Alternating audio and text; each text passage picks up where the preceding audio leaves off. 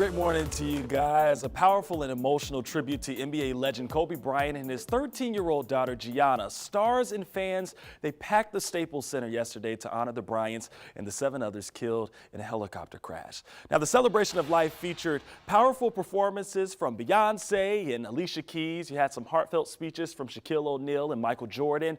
With MC Jimmy Kimmel fighting back tears, it was definitely an emotional farewell, especially as Vanessa Bryant remembered the MVP of Girl Dance and her baby girl, Gianna.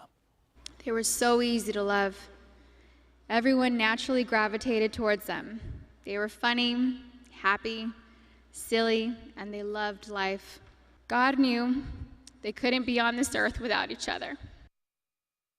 Now this morning, many of you are praising Vanessa online for her courage.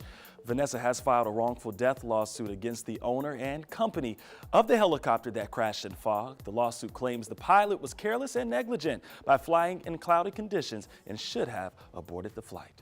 Lou? Brooks, thank you. At 6:40 right now, our sports director, Chris Porter.